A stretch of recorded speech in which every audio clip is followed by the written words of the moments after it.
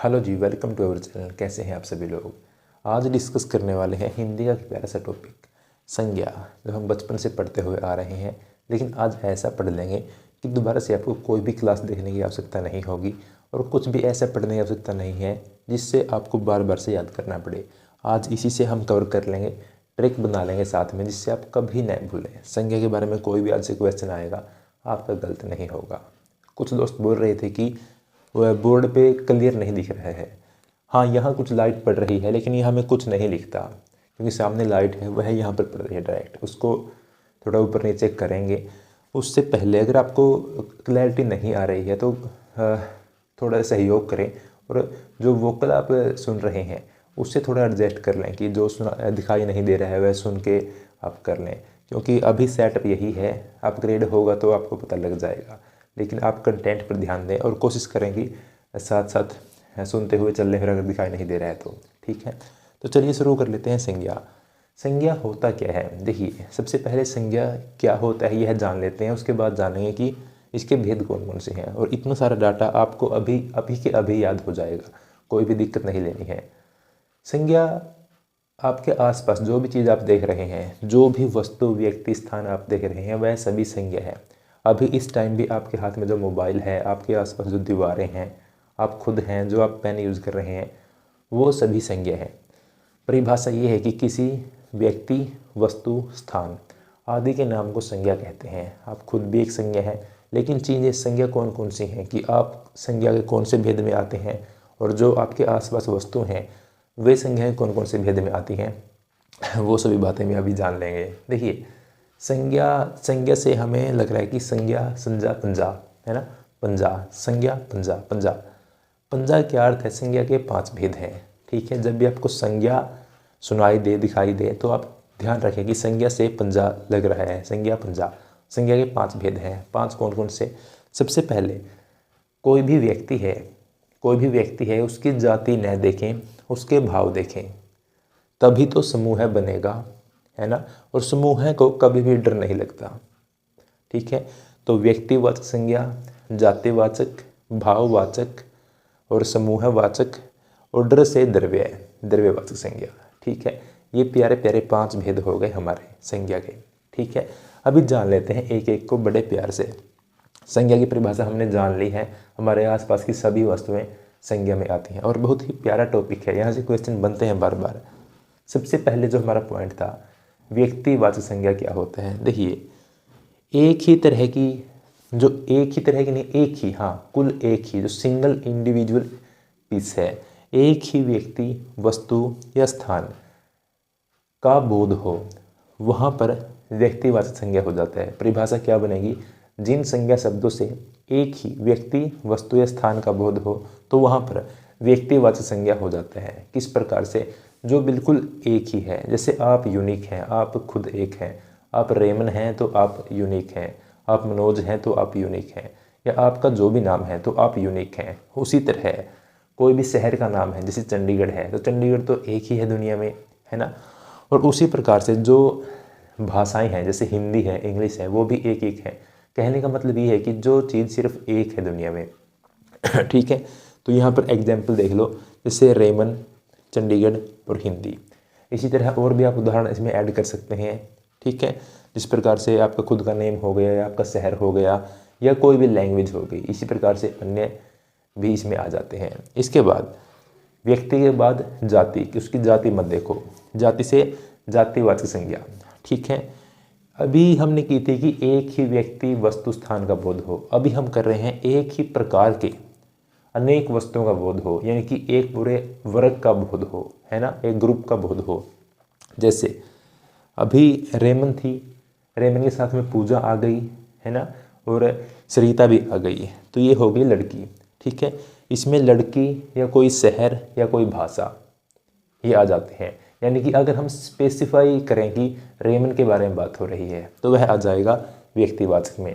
लेकिन अगर हम बात करें कि लड़की के बारे में बात हो रही है, शहर के बारे में बात हो रही है, भाषा के बारे में बात हो रही है, तो वह आ जाएगा जातिवाचक के बारे में। यानी कि हमने पूरी की पूरी उसकी जाति के बारे में बात कर ली। इसके बाद उसकी जाति नहीं देखनी है, उसका भाव देखना है। किसका, व्यक्ति का। व्यक्ति कौन है, संज्ञा से आया है। ठीक है, तो भाव में क्या आ जाएगा, जिन संज्ञा शब्दों से गुण और भाव का बोध हो, यानी कि जिसे हम केवल महसूस कर सकें, जो हमें दिखाई न दे, हम उसको सिर्फ महसूस कर सकते हैं। ठीक है, कैसे अब बता देता हूँ। जैसे बचपन है, बचपन हमें दिखाई नहीं देता है, दिखाई तो हमें बच्चा देता है ना, लेकिन उसका बचपन हम महसूस कर सकते हैं। वैसे ही सुंदरता है, हमें सुंदरता कभी दिखाई देती है? नहीं दिखाई देती है, हमें सिर्फ सुंदर व्यक्ति दिखाई देता है।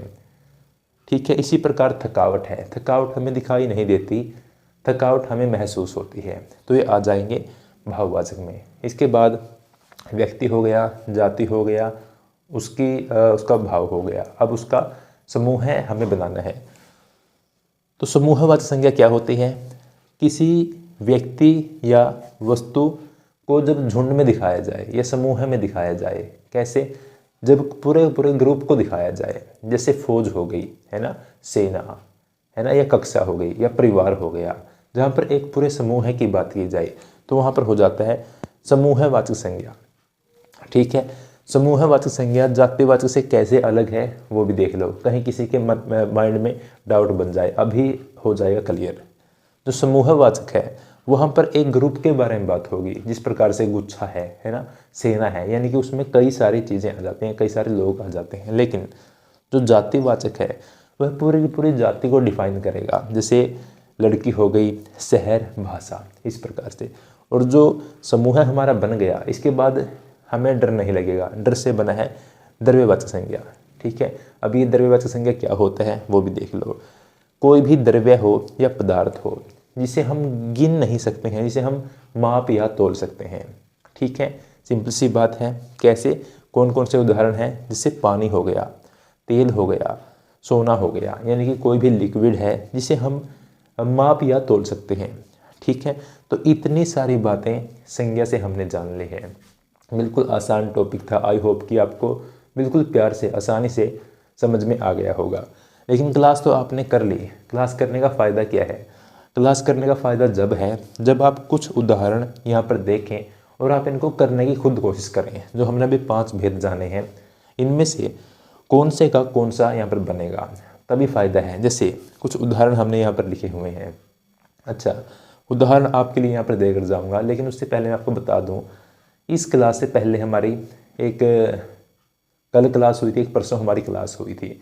अगर आप इस क्लास को बाद में देख रहे हैं तो इससे पहले काफ़ी सारी क्लास आ चुकी होंगी, इसके बाद भी क्लासें आ चुकी होंगी, है ना। तो प्यारी प्यारी ऐसी ही कई क्लासें हमारे चैनल पे अवेलेबल हैं। हिंदी की भी हैं, CDP की भी हैं, रीजनिंग है, मैथ्स भी है और SST भी है। कई सारे ऐसे सब्जेक्ट्स हैं जो हमने कवर करवा दिए हैं और आप लोगों का काफ़ी सहयोग भी मिल रहा है, जिससे हम आगे क्लासेस लेके आ रहे हैं। करना क्या है, अगर आपको क्लासें अच्छी लगती हैं तो आप साथ में जुड़ सकते हैं, सब्सक्राइब कर सकते हैं। वह बिल्कुल फ्री होता है, कोई पैसा नहीं लगता है। फ़ायदा ये होता है कि जब भी नई क्लास आती है तो आपको एक नोटिफिकेशन मिल जाता है कि इस चैनल की एक नई क्लास आई है और बिल्कुल फ्री कंटेंट है। और इस कंटेंट की जो PDF होती हैं, खैर इस क्लास की तो कोई PDF नहीं है स्पेशली, हाँ जो हिंदी की पूरी मैराथन थी हमारी, उसकी जो PDF है वह आपको मिल जाएगी टेलीग्राम चैनल पे। उसका नाम क्या है, द टीचर्स 02 नाम से हमारा टेलीग्राम है। डिस्क्रिप्शन में लिंक मिल जाएगा, वहाँ से आप ज्वाइन कर सकते हैं। हर रोज़ रात को 8-9 बजे हम क्विज भी करते हैं, जहाँ पर आप लोग पार्टिसिपेट कर ही रहे हैं। तो देखिए यहाँ पर कुछ एग्जाम्पल्स हैं। कौन कौन से? किताब है, किताब बताइए, किताब कौन से का पार्ट हो जाएगा? किताब, पूरी की पूरी किताब जाति के बारे में हमने बात कर ली। हमने ये नहीं कहा कि स्पेशली वो किताब, है ना, हिंदी की किताब नहीं कहा या किसी किताब का नाम नहीं लिया। कोई भी हमने स्पेशली किताब नहीं बोली कि गोदान है या कुछ भी है। ठीक है, तो किताब हमने देखा, तो किताब आ गया जातिवाचक में। ठीक है, इसके बाद APJ अब्दुल कलाम। बताइए, APJ अब्दुल कलाम तो सिंगल पर्सनैलिटी थे ना जैसे आप हैं या रेमन हैं वैसे ही, तो ये व्यक्तिवाचक में आ जाएगा। ठीक है, इसके बाद जल, जल को हम गिन नहीं सकते, है ना, तो जल तो हम माप या तोल सकते हैं, तो वह आ जाएगा लास्ट वाले में, द्रव्यवाचक में।